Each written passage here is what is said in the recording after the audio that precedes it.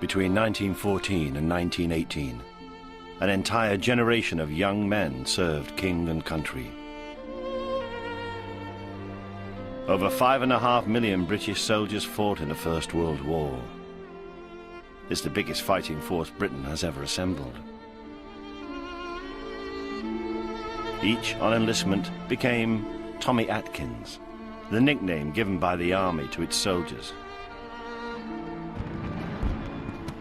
The Tommies were the first to face the horrors of modern war. Over 700,000 were killed by heavy artillery, gas, and machine guns. Many more were wounded. And when filming began in 2003, time had whittled this great army of millions down to just 27 survivors. All of them were centenarians. The oldest, 107. The youngest, 102. They lived through some of the most appalling experiences of the 20th century. No man's land was full of dead bodies, and the smell in the summer, oh, stink like the devil. They faced terrible choices. He said, shoot me. He was beyond all human aid. These men were born when Queen Victoria was still on the throne. Their lives spanned 3 centuries. Their deaths will cut forever our last connection with a distant age. Soon the final platoon of 27 veterans will be gone. Now they tell their story for the final time.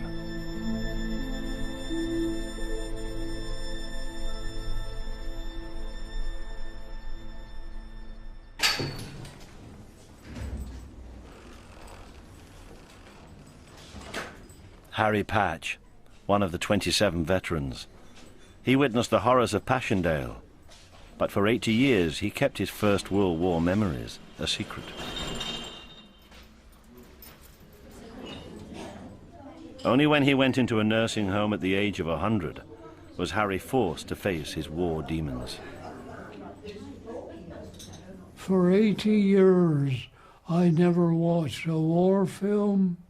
I never spoke of it, not to my wife.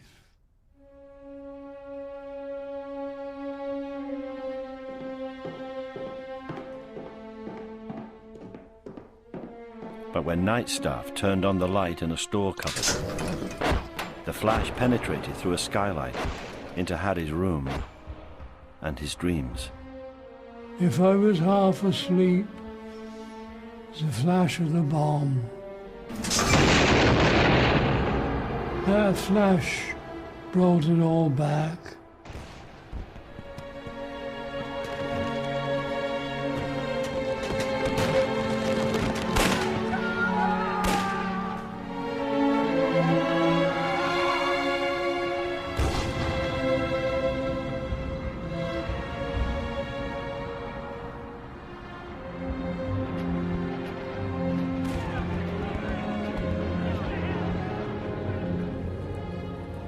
The memories of war came more easily for Arthur Hale Strap, who was born in 1898. Not too far, mate. Not too far. That's good. All right. 2 years ago, he began his 30th pilgrimage to the battlefields of Belgium and northern France to honor his fallen comrades. May I give you a kiss? One. Oh, many as you like. And again. No order. His first act of remembrance was a service at Poppering in Belgium, in an attic once used as a chapel by British soldiers.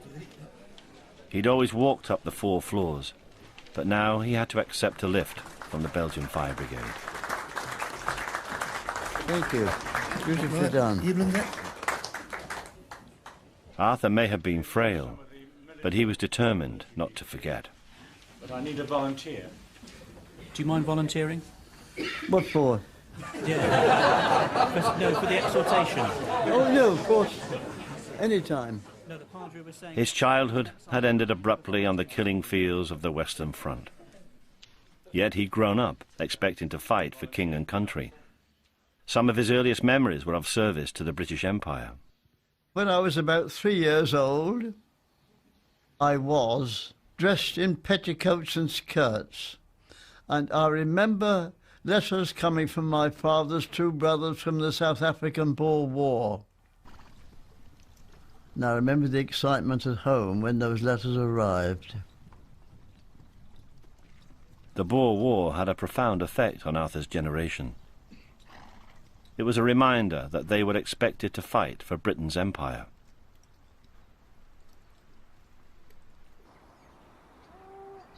In 2003, on the edge of the Highlands, the oldest of the Tommies was still living independently. Right, Dad. Just got to check the clock, all right? Alfred Anderson was then aged 107. His eldest son, Jim, was 79. Funny to think of your son being retired, isn't it? Oh. I'm supposed to be the oldest man in Scotland. But Alfred could still remember the day in 1902 when victorious British troops returned home from the Boer War. He was 6 years old.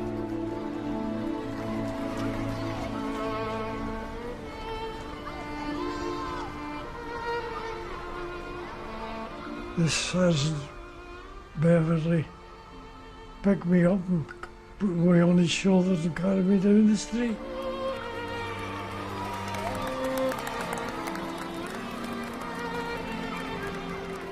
12 years later, at the outbreak of the First World War, Alfred was to become a soldier in the same Black Watch Regiment, and Sergeant Beverly was to be his platoon sergeant.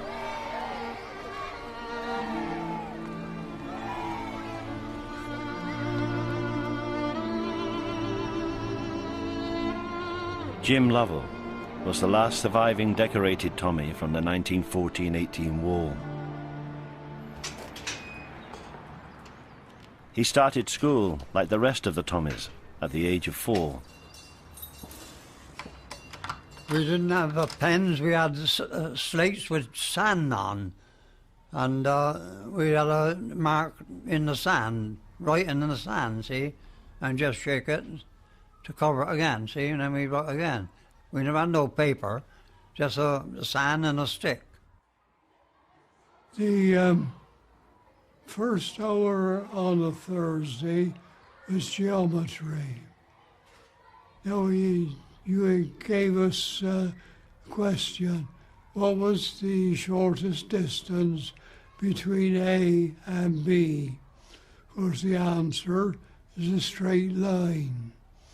So what's the definition of a curve? Well, I'd forgotten it. I said a straight line called bending. And I had a rap for that.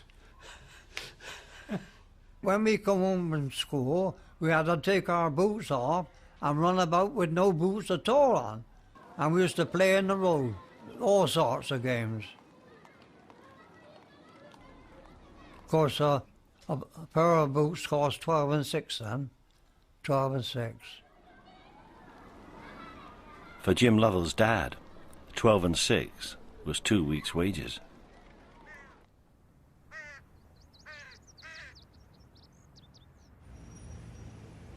The quest to find the last British survivors of the First World War stretched as far as Australia.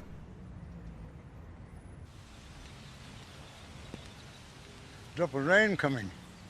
The youngest of the veterans, Claude Schulz, had been living there for 77 years. Aged 102, he was still enthusing over nature's wonders on his daily walk. Some people call it an Australian grass tree. It's a bulgur. And this is the flower, and you see how these two are wrapped together here? I don't know why they've done that.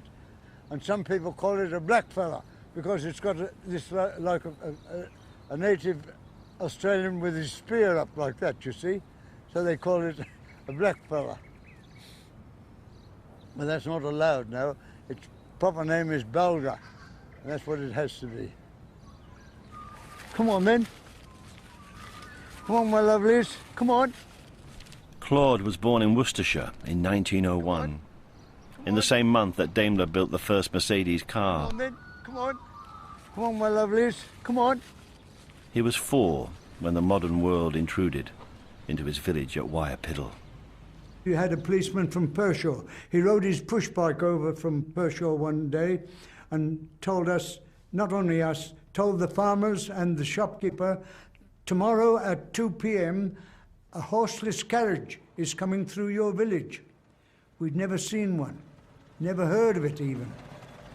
And sure enough, at 2 o'clock the next afternoon, we gathered and we heard this chug, chug, chug. We could see him in the distance coming. And there's a bloke sitting up where the coachman would sit with the reins for 4 horses in his hands.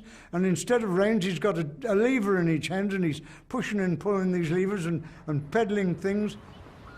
As far as Claude was concerned, the first car in Wyrepiddle could well have been the last.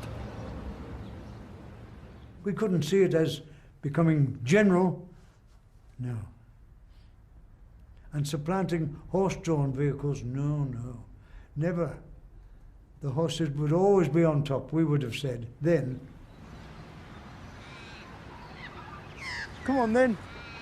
There's a magpie ahead of us, you see, on the black and white bird there. Let's see, maybe he'd take some here. Wyrepiddle may have been slow to recognise the importance of the internal combustion engine, but Claude's schoolteacher left him in no doubt about Britain's place as the world's superpower. He had a big picture on the wall, and it was a picture of the world. And he would say, all that land marked in red belongs to Britain. And we used to cock a chest and think, blimey, we're rich, owning all that land, you know. But the map, swathed in imperial red, was under threat. European rivals, carving out empires for themselves, were challenging Britain's supremacy. Arthur, may I thank you very much for coming. Oh, well, it's my pleasure to come here. Arthur Halestrap, who as a boy walked on the deck of the Titanic in Southampton docks, was well aware that Britain and Germany were locked into a dangerous naval arms race. The fact that the Germans were building a navy in competition with our own was well known to us, and that the Germans were trying to take some of the empire away from us.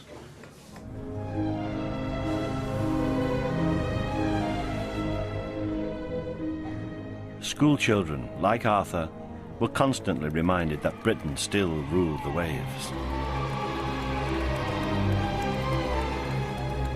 We were taught a song, Flag of Britain proudly waving over many distant seas, Flag of Britain boldly braving distant fog and constant breeze. Now we salute it and we pray God to bless our land today.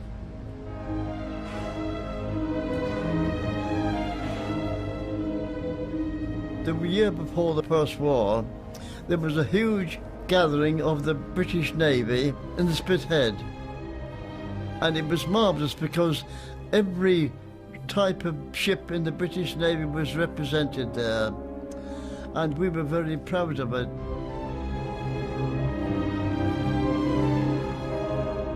That pride in Britain's status as the world's superpower would propel Arthur's generation into the coming conflict.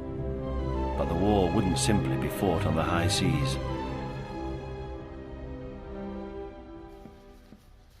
In 1913, Jim Lovell left school at the age of 14. He was about to take on a man's job, blacksmithing, in an ironworks.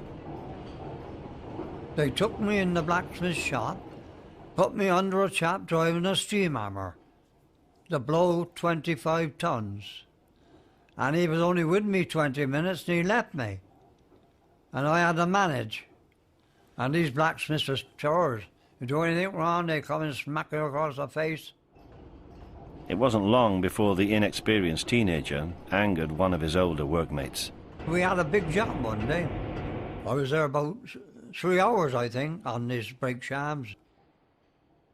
Jim was exhausted and needed to stop for a break. It provoked the older man to attack him, but the young apprentice was also a tough nut. And he come on me out in the chair, so I spurred up to it. We had a nice little go. And my brother said to me, "Get on home." I said, "No," I said, "I'm going to stick it." And when we come in the morning, he was about 30, this blacksmith. He said, "Good morning, Jim." "Good morning, Jim." Just so nothing happened. Working conditions were hard for all young men, and there was little leisure time.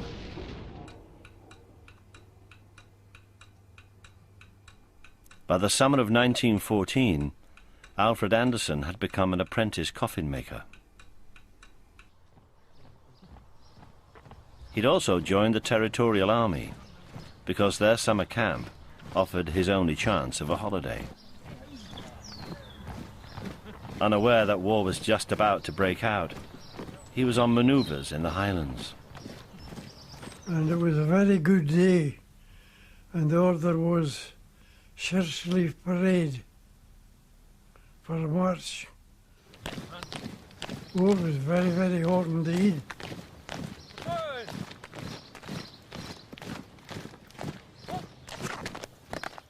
On their march through the parched lanes, Alfred's platoon came across a local photographer. He was to capture forever a remarkable moment of youthful innocence.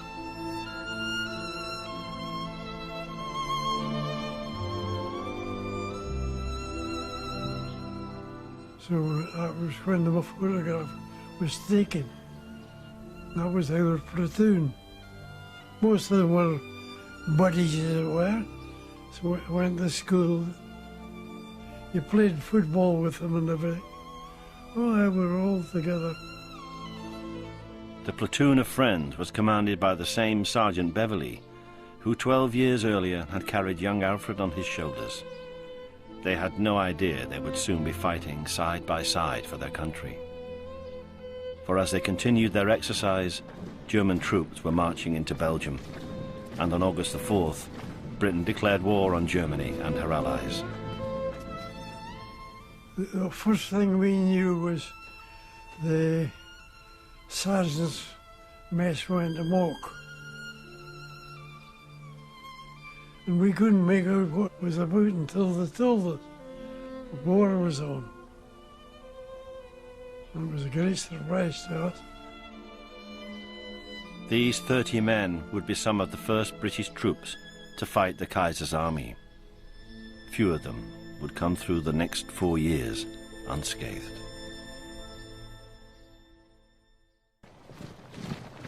By October, 750,000 had volunteered to fight for their country.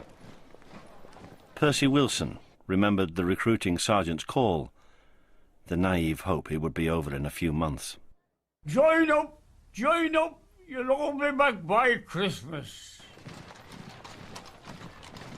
But he never said what Christmas was going to be back.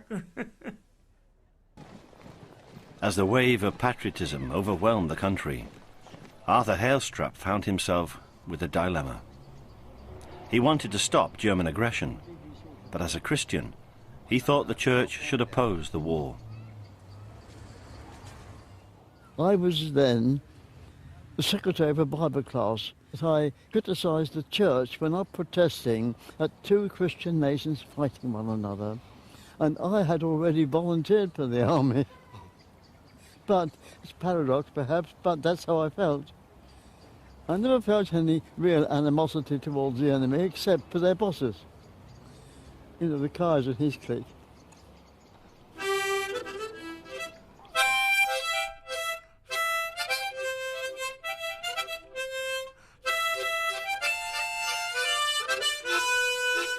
Claude Schulz, like hundreds of thousands of teenagers, saw a chance for adventure. Known to everyone as Tommy Atkins, he already had the right nickname, but it didn't guarantee him a place in the army.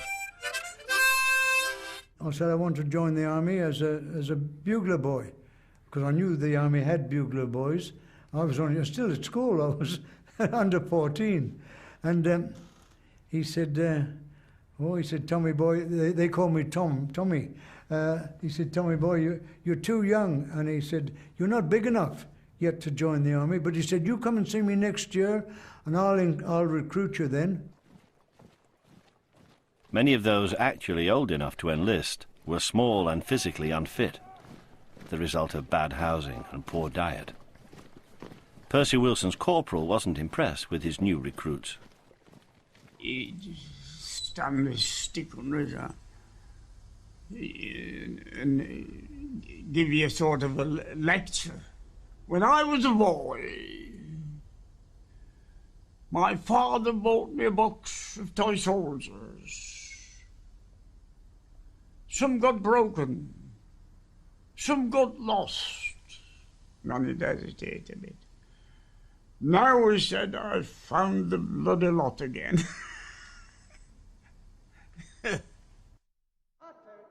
For one Tommy, the training camp was a less intimidating place. At a party, Arthur Hailstrap met a girl who would later become his wife. She was sitting on the knee of the, I found out afterwards, was the son of the major in charge of everything in the town. And I took her off that knee and put her on mine. And from that moment, we were sort of together.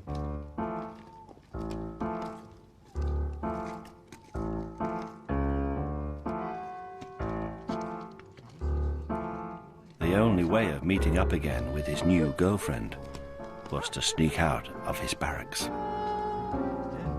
At night time, after a rally, I knew the times of the pickets, and I would go out into the garden, jump over the fence, and I would spend a couple of hours or so at my friend's house, at my girlfriend's house. I would get back at probably about 2 in the morning, or sometimes 3.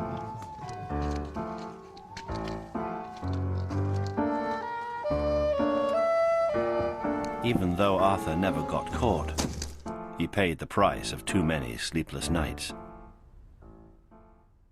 On the day that I was posted, I was so tired that I collapsed on parade, and I heard a voice say, "Clear that body out of the way and close ranks. Number!"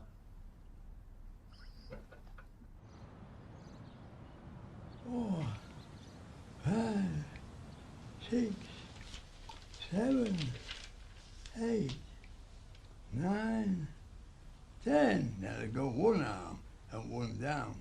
1. At the age of 106, Arthur Barraclough still lived with his wife Mary in Morecambe. 4. Arthur always prided himself on his fitness. 8, 9, 10. And when he underwent training, he found himself protecting his friend Harry Slater from a bully. I said, if that fella comes over here and touches your bed, oh man, I said, I'll slaughter him. He said, oh, I said, he's a big villain. Leave him alone. I said, no, by that time I was a very useful young man. The chance to sort the bully out came in a boxing match. I only hit him about twice, and then he started taking the gloves off. So they all said, what's gone wrong? Oh, he said, I've hurt my hand. So we burst his balloon. After that, he didn't but try and bully anybody, because they all knew he was a big duck egg, you know. Arthur Barraclough and Harry Slater remained inseparable until they were split up in France, when Harry was drafted into another battalion. He was killed in 1918. We heard a bit later they'd been bashed a bit and Harry had been killed. And so that was a really bad blow for me. And I was his champion, you see.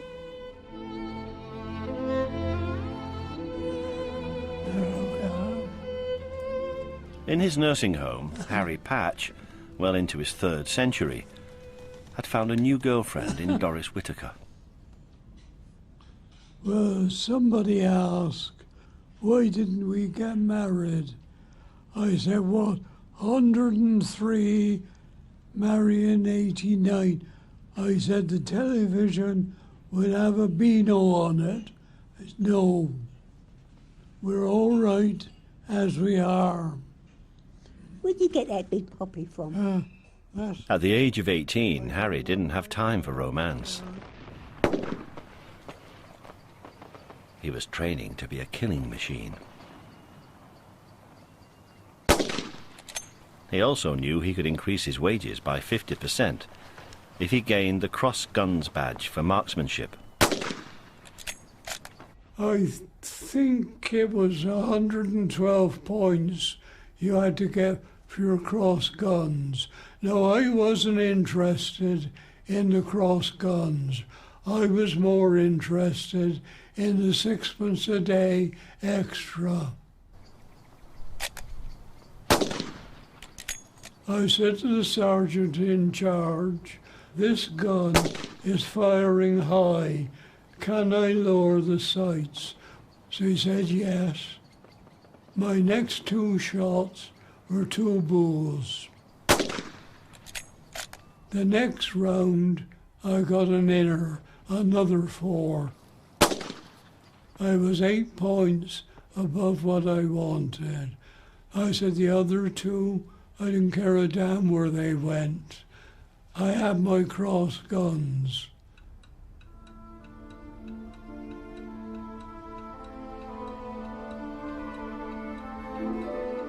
Whilst the first wave of Tommy volunteers underwent training, Alfred Anderson headed for France in November 1914.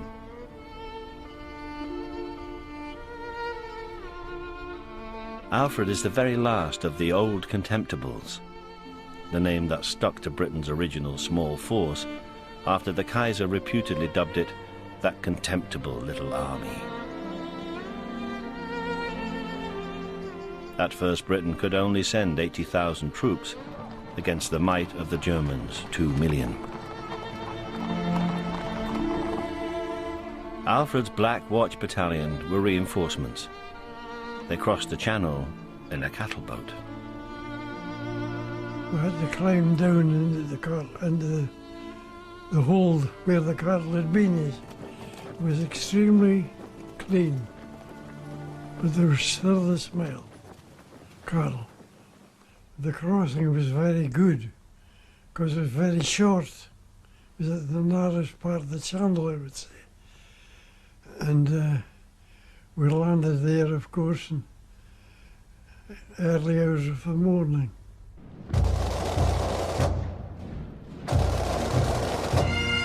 From Calais, Alfred Anderson began the march to the Western Front.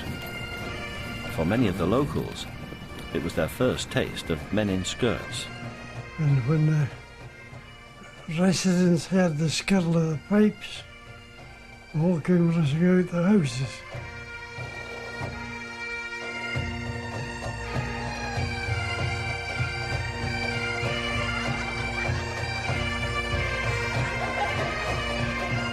And the majority were women, and they came out shouting and screaming and all the like of that. And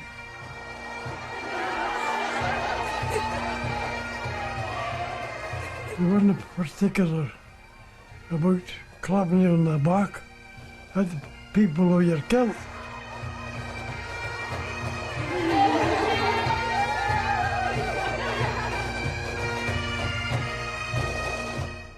Alfred was heading for the front just as the war became bogged down in winter mud. The Germans had hoped for a quick sweep to victory, but had been halted outside Paris. Both sides began to dig in to protect themselves. Soon a line of trenches extended over 400 miles from the Channel to Switzerland. Alfred and the other Tommies would soon be facing a new, static, but highly mechanized war of attrition. Harry Patch was forewarned of the horrors of trench warfare by his brother. And he used to tell me what the trenches were like. I didn't want to go. I knew what I was going to. A lot of people didn't. And when they got to France, they had a rude awakening. 85 years after the war, Arthur Hailstrap visited a recently excavated trench. One of my most vivid memories was of walking on the duckboards.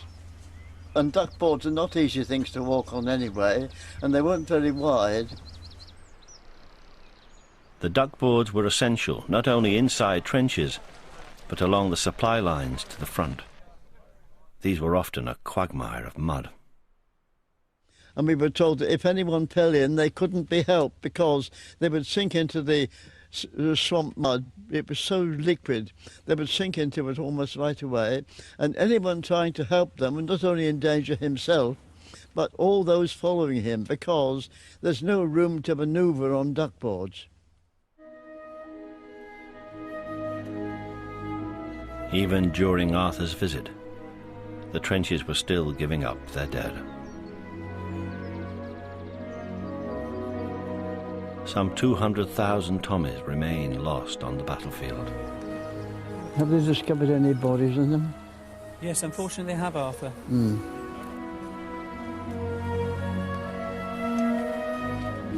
Are you all right? I'm getting cold into my chest. Would you like to go back to the coach?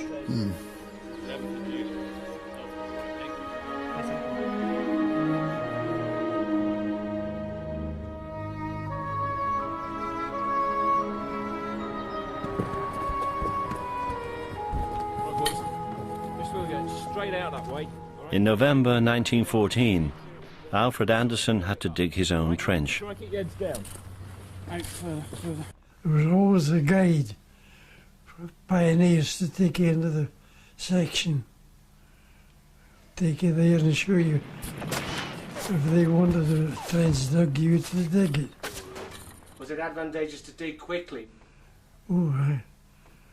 Especially when there's bullets flying overhead.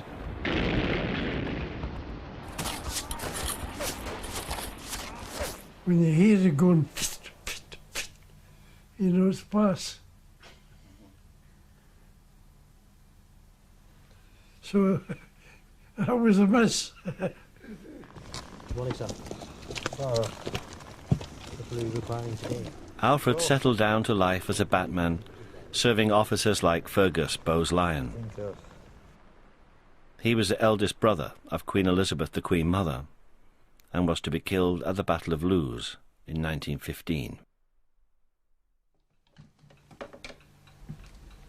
85 years later, Alfred's experience led to a surprise private visit from Prince Charles. A proud moment for Alfred and his family. We asked him, well, how were you with him? Well, I just talked to him as if he was a senior officer. And Charles sat on the edge of the chair and talked to Dad quite naturally. A cup of tea, Earl Grey, with honey. So, Dad was really chuffed, you know, about that. The only thing Charles regretted, and he said to Dad, is not being able to go home and tell Mother that I've met you. Your grandmother? My grandmother, yeah. And of course Dad always gets the telegram from the Queen. Oh, As you see, it always sits on top of the TV. And he said to Charles, your mother's never far away because I look at her every morning.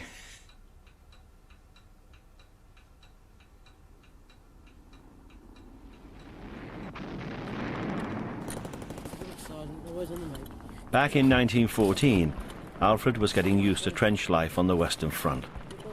He was just one in a force that peaked at over 2 million fighting men. And they all had to be fed and watered every day. They used to bring the water up to us in anything that would hold water, usually a petrol can. And if you've been there long enough, you could tell by the taste of the water whether it come up in a BP can or a shell. We used to drink all the dirty water you could find. Anywhere. Just move the top away and drink it. Because we didn't get issued very much water. Anything from half pint to a pint. And we had to shave, wash, everything on them. And cook their meals, soak their biscuits. The army-issue biscuits were so hard that Tommies used to carve photograph frames out of them. The diet was poor and monotonous, mainly tinned beef, known universally as bully. We got a tin of bully to share for 4 men. And so, you know, tins of bully, they have a little key at the bottom. That key was always missing. You had to chop it open with a bayonet.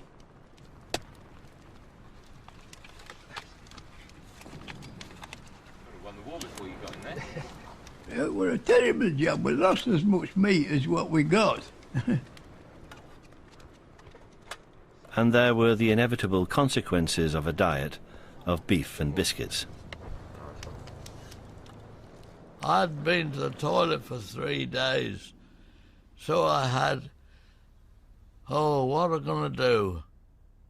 The last surviving veteran of the Royal Flying Corps, Charles Watson, had to make do with what was at hand. Airplane engines were then lubricated with vegetable oil. I tried to have nearly half of this engine oil. I got about 3 parts down. I had been back to the tent for about half an hour, and I had to go very, very quick, and I tell you. You try a little bit of castor oil from an engine or engines. You don't be constipated after that for a bit. That's right, sir. You want to get your dugout? Getting off. Aye. Many battalions introduced a special supplement to the rations to keep spirits up. In the morning, you had the orders to stand to. That's on the firing stand. That's just high enough to get your rifle in position, see? And the captain, lieutenant and the sergeant, they come on every morning and give you a tot of rum. I say, stand down. By late 1914, it was obvious. The Tommies wouldn't be going home for Christmas. The war was deadlocked. As the promise of quick victory evaporated, the Tommies realized that they would be facing the devastating new warfare of heavy artillery and machine guns for some time to come.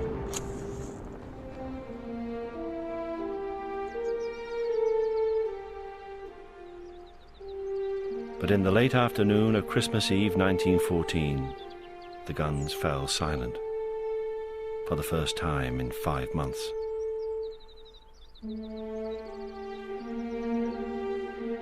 Alfred Anderson is the last surviving Tommy who witnessed the extraordinary events that followed. We heard the complete silence, and we all came out of the billets and stood on the road outside and listened. There was not a sound to be heard for a while, nothing. And then we heard some cheering. An unofficial truce had broken out against the wishes of the generals on both sides. Men swapped presents of what little they had. They even played football together. The Bedfordshire Regiment lost 3-2 to the Germans. The game only stopped when the ball burst on barbed wire. In some areas, the truce lasted just a few hours. In others, until New Year's Day. It was a remarkable display of humanity. No war. But it couldn't stop the growing atrocity of the war. Alfred still has his own memento of Christmas 1914. We got that from Princess Mary, full of cigarettes. But you didn't smoke, did you? No, we didn't smoke. Oh no, the other boy smoked for me. That's. Might as well have him. Please, I need any smoke. Come on. Give it to anybody that wanted them. They said it's good for the nerves. Well, I used to say, I haven't got any nerves. Even though the cigarettes were useless to Alfred, the tin from Princess Mary came in handy. You see the Bible there?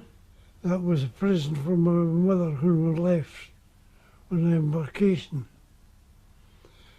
And I carried it in my breast pocket. I found out that the Bible fitted the box perfectly. So I put the Bible in the box and kept it there all the time, and I was even able to bring it home after being wounded. After the calm of the Christmas truce, it wasn't long before Alfred was back in action. In 1915, his Black Watch Regiment was involved in some of the fiercest fighting of the war so far. He was about to go over the top, the defining experience for the Tommy throughout World War I.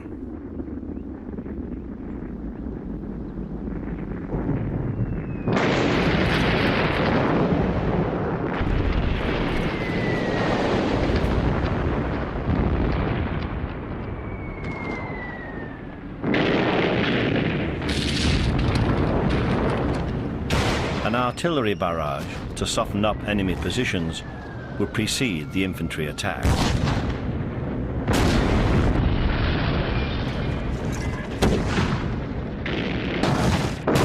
The Tommies were about to leave the safety of the trenches and face the enemy's fire. Arthur Barrowclough survived going over the top 6 times. I always used to just stand still for a minute and just say this little prayer, and I'll never forget it. Dear God, I'm going into grave danger. Please help me to act like a man and come back safe.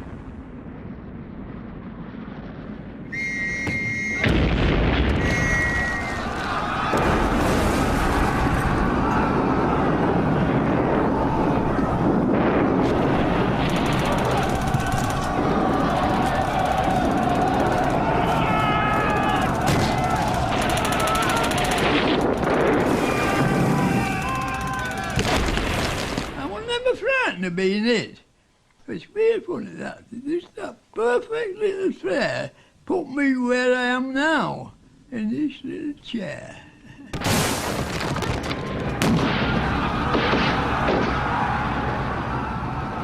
In 1915, Alfred Anderson witnessed the full effect of modern artillery at the Battle of Neuve-Chapelle. In the 35-minute barrage before the attack, more shells were fired than in the entire Boer War. The trenches that we were attacking were mostly blown away. They could fire accurately with these shells, I'm telling you. Even though the German defences had been devastated, they still had numerous machine guns, to which the Black Watch had no effective reply. We ought to have had more machine guns. We had only 1 or 2 per battalion. And the Jerry had 1 for every section, I think. In one battle in 1915, a 1,000-strong Black Watch battalion was reduced to 300 men.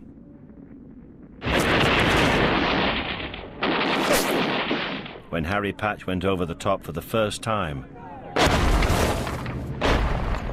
it changed his life forever. I came across a Cornishman. He was ripped from his shoulder to his waist, shrapnel. No bullet wound is clean. Shrapnel will tear you all to pieces. He was laying there in a pool of blood. As we got to him, he said, "Shoot me." He was beyond all human aid.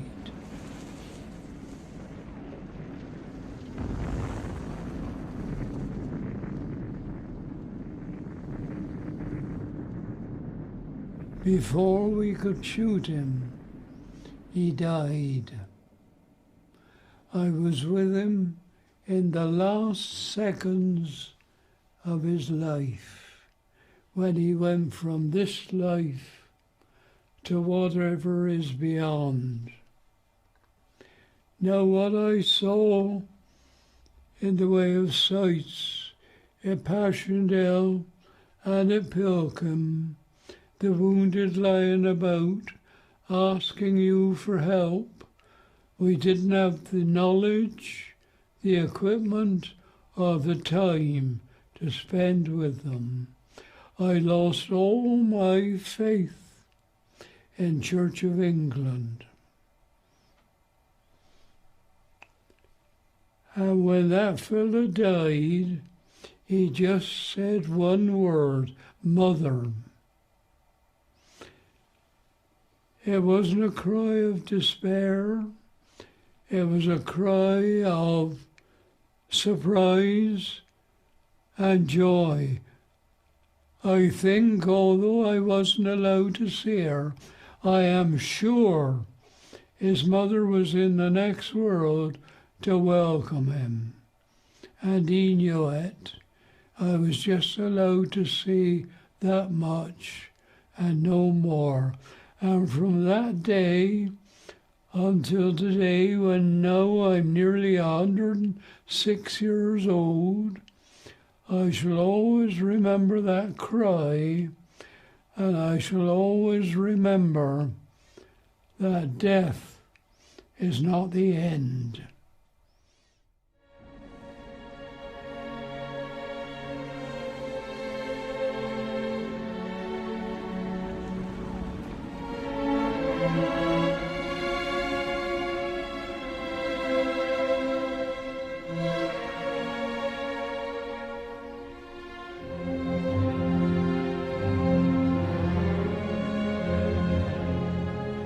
It's his grave, is it, or his memorial? It's his grave, I think. In November 2003, Arthur Hailstrap visited the German war cemetery of Langemarck in Belgium.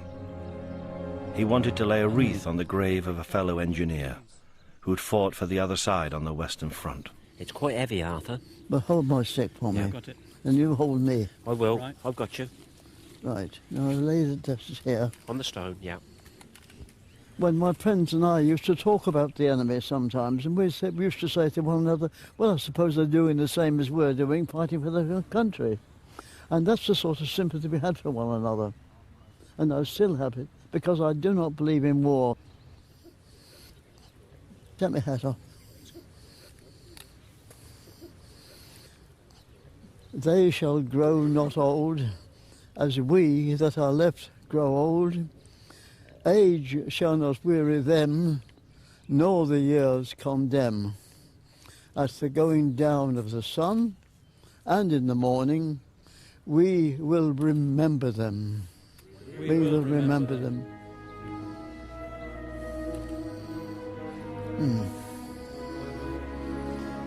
I'm glad of that.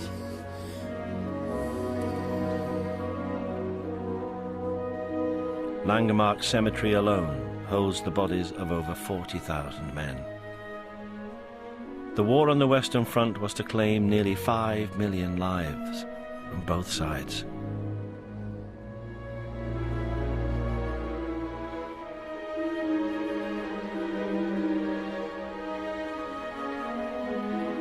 By 1916, Alfred Anderson had become trusted batman to his old Etonian Company commander, Lieutenant Ian Bruce Gardyne. One morning in March, they'd just come back from a dangerous patrol unscathed. And when daylight came, we started to brew up. And I was brewing up for Lieutenant Bruce Gazane and myself.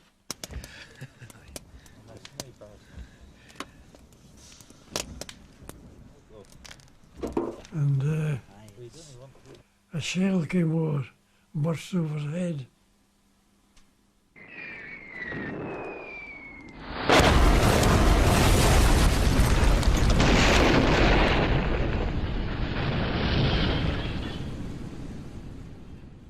The first thing I can remember is flat out, no, not on the fire, at the side of the fire.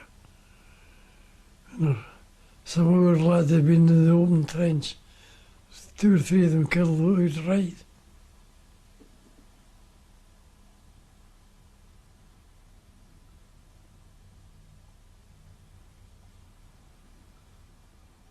And where were you hit? Hit in the back of the neck. Where it's sore now. The wound was serious enough for Alfred to be sent home. He's not been abroad since. The shrapnel may have saved Alfred's life. He would now escape the deadly war of attrition that was escalating on the Western Front. You happy there, or do you want to come and sit there? That's okay, thank you. 85 years after he was wounded, Alfred was honoured by the French people. That's the Legion of Honour.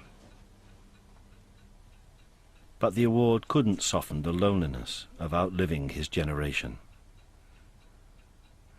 But there's none of my old mates alive. Not one. Of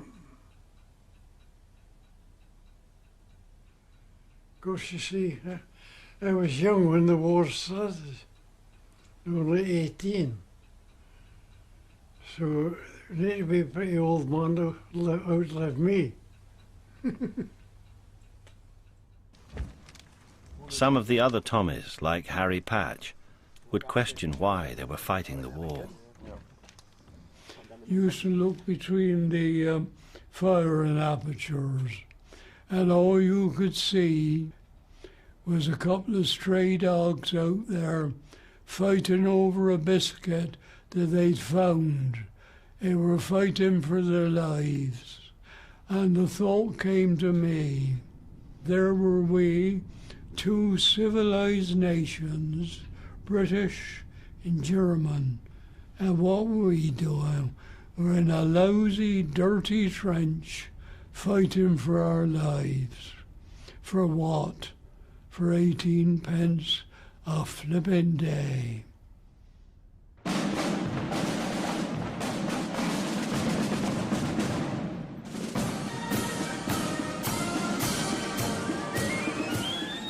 Ypres in Belgium on Armistice Day 2003, the anniversary of when the guns fell silent.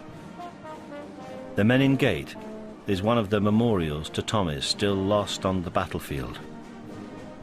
There are over 50,000 names on its walls.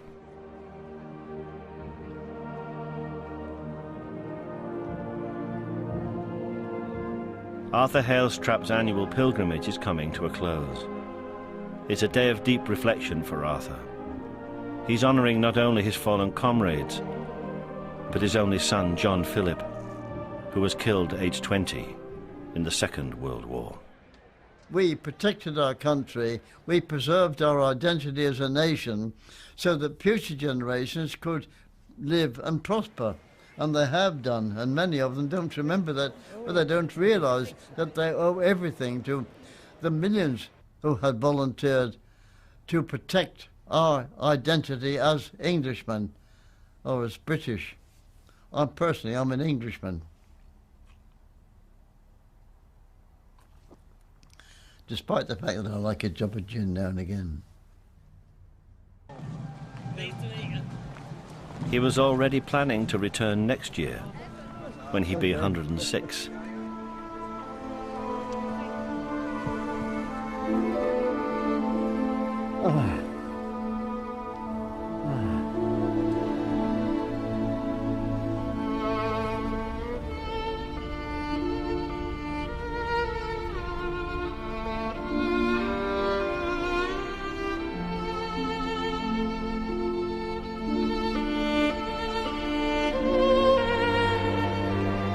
Alfred Anderson returned home in 1916, he had one last mission: to pay his condolences to the family of a fallen comrade, Lion Jeffrey.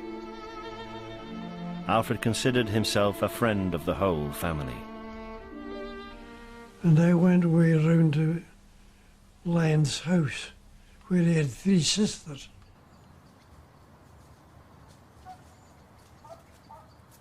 After Alfred had been wounded, Lion had taken his job as batman. Shortly afterwards, Lion had been killed. The youngest sister came to the door.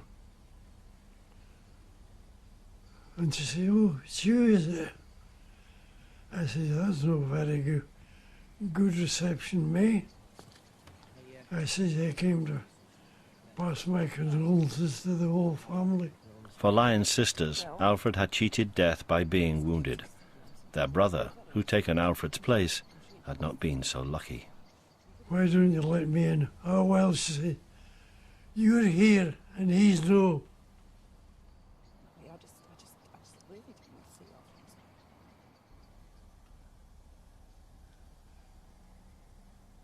We were always together. I suppose that hit May too. But she was just taking it out on me.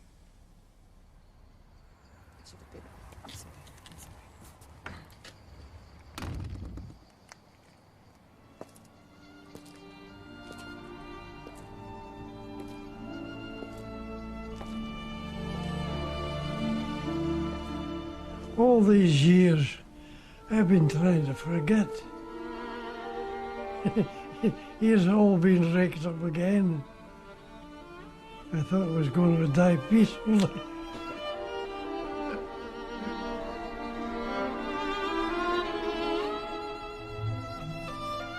By the spring of 1916, Alfred Anderson's war was over. But for the rest of the Tommies, the worst was yet to come. In the final program, the Tommies faced their darkest hour in the Battle of the Somme. 20,000 slaughtered in less than 8 hours. And as the war continues for another 2 years, many more lose their closest comrades. September the 22nd, 10:30 at night. That's when I lost him.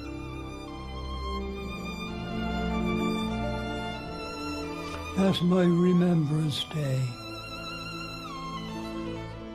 Others spearhead the final 100-day assault on the Germans, sweeping all before them in the most successful British military campaign ever.